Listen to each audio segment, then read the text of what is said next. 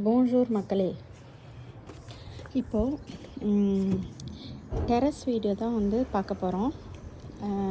Terrace வந்து எப்படி make over பண்ணுறதுன்னு தான் உங்கள்கிட்ட காட்ட போகிறேன். இங்கே கொஞ்சம் செடிங்க வச்சுருக்கேன். இது என்னென்னா, இந்த செடி வந்து உங்களுக்கு ஃப்ரான்ஸில் அழகுக்காக இது வந்து வளர்ப்பாங்க. இந்த செடி பார்த்திங்கன்னா குளிர்லேயும் அப்படியே இருக்கும், வெயில்லையும் அப்படியே இருக்கும். எந்த இதுவுமே ஆகாது. தண்ணியும் அவ்வளோவா இதுக்கு தேவைப்படாது. அதுக்கப்புறம் இது வந்து புதினா இது நட்டு வச்சேன். புதினா வீட்டில் வாங்கிட்டு வந்த அந்த குச்சை நட்டு வச்சேன். எனக்கு தெரிஞ்சு 2020 நட்டு வச்சேன்னு நினைக்கிறேன். அது வந்து பார்த்திங்கன்னா ஒவ்வொரு வருஷமும் இது வரும்போது அது அப்படியே காஞ்சி போன மாதிரி ஆகிடும் குளிர் வரும்போது. அதுக்கப்புறம் பார்த்திங்கன்னா இப்படி வந்து துளிர் விடும். இப்போ தான் இங்கே வெயில் வந்திருக்குன்றதுனால இப்போ அது அப்படியே அழகாக துளிர் விட்டு இருக்குது. இன்னும் துளிர் விடும். அதை நான் உங்களுக்கு அதுக்கப்புறமே காட்டுறேன். இந்த செடி கூட பார்த்திங்கன்னா குளிரில் வந்து காஞ்சி போய் இப்போ தான் கொஞ்சமாக துளுக்குது. இந்த இதில் பார்த்திங்கன்னா ஒன்றுமே இல்லை பாருங்கள். இந்த இதில் ஒன்றுமே இல்லை. இதில் பார்த்திங்கன்னா உங்களுக்கு அப்படியே கொஞ்சோண்டு துளிர் விட்டு இப்போ தான் வருது. அதே மாதிரி இந்த செடியும் அந்த வகை தான். இப்போ காட்டினல உங்களுக்கு ரோஸ் மாதிரி ஒன்று இருந்ததில்ல, இதுவும் அதே வகை தான்.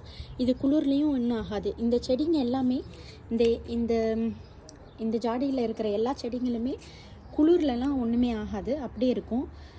இது டெரஸில் வந்து வச்சு மெயின்டைன் பண்ணுற செடி மாதிரி தான். இங்கே பார்த்திங்கன்னா டெரஸ் வந்து வெளியில் இருக்கிறனால உங்களுக்கு வந்து பனி கொட்டினாலும் இதிலெல்லாம் கொட்டும்.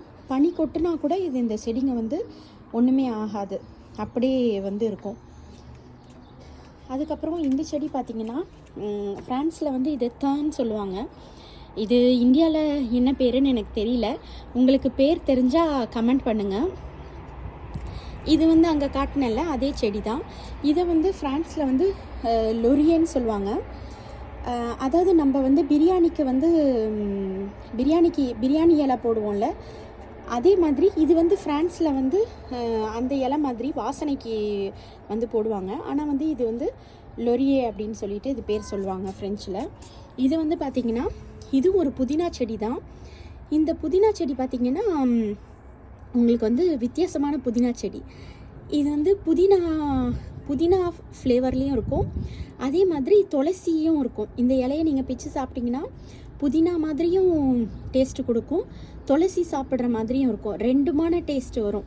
வாசனை வந்து பார்த்திங்கன்னா புதினா வாசனை, அதே மாதிரி துளசி ஃப்ளேவரில் வரும் இந்த